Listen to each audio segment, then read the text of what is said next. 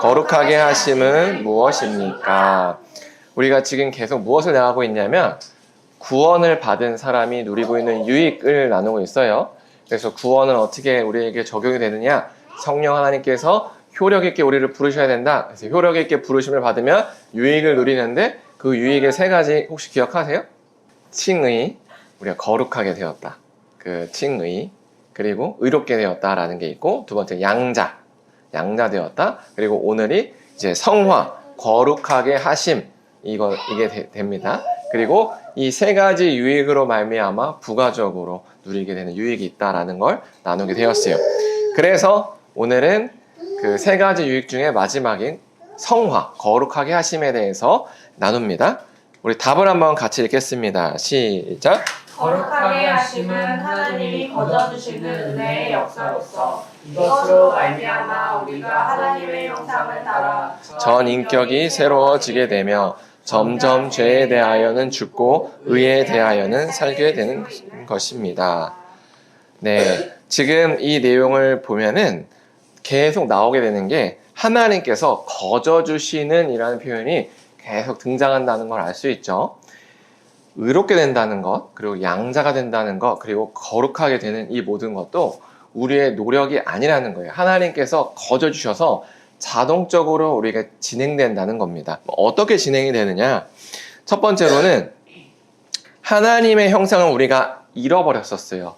바로 선과 악을 알게 하는 나무의 열매를 먹음으로써 아담과 하와가 우리가 하나님의 형상을 잃어버렸어요. 그런데 우리가 이 하나님의 형상이라고 딱 얘기를 들으면 직관적으로 떠올리는 건 외모예요. 그래서 인간은 하나님의 형상을 닮았습니다 해서 하나님도 우리가 그림을 그릴 때 인간처럼 그리게 됩니다. 그렇죠? 그래서 하나님도 인간처럼 생기셨을 거야 이렇게 됩니다. 그래서 이 이야기를 이단인 하나님의 교회는 이렇게 풀어가죠. 하나님의 형상을 닮은 게 인간이니 인간에게는 남자와 여자가 있으니 하나님도 남자 하나님, 여자 하나님이 있을 거야 라고 이야기를 풀어가는 게 하나님의 교회라는 이단입니다. 그러니까 그 이단은 뭐에만 집중했냐? 외적 요소에만 집중했다는 거죠. 이 하나님의 형상에 두 가지 의미가 있어요. 첫 번째로는 뭐 외적인 모습도 있겠지만 두 번째로는 그의 성품입니다. 하나님의 성품.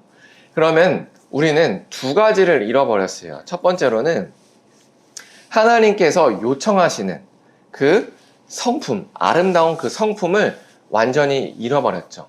그래서 우리가 이제 하나님과 멀어진 상태에서는 의롭게 살려고 해도 의롭게 살 수가 없어요.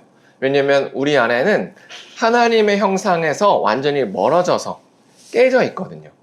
그리고 두 번째로 우리가 하나님의 형상에선 좀 더 넓은 의미로 닮은 것은 말 그대로 우리의 인간다운 외적인 모습이에요. 말을 할 수 있다는 거, 생각을 할 수 있다는 거, 또는 소통을 할 수 있다는 거, 사랑을 나눌 수 있다는 거. 이것은 하나님께서 주신 그 형상의 좀 넓은 의미에 해당하는 거죠.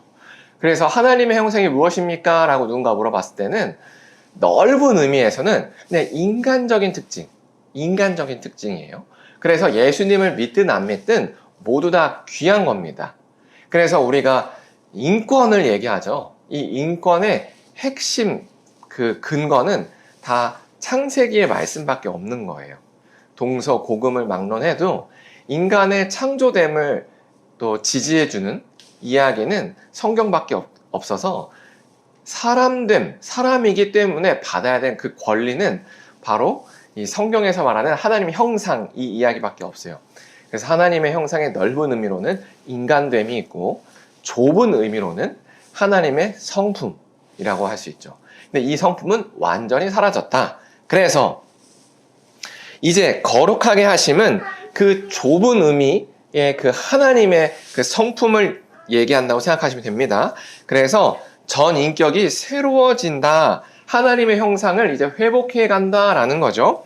그래서 점점 죄에 대하여는 죽고 의에 대하여는 살게 된다라는 겁니다. 하나님의 형상을 완전히 잃었을 때는 죄에 대하여 가깝고 의에 대하여 먼 상태인데 이제는 회복했으니 하나님께서 우리를 끌고 당기십니다. 어디로 끌고 당기시느냐?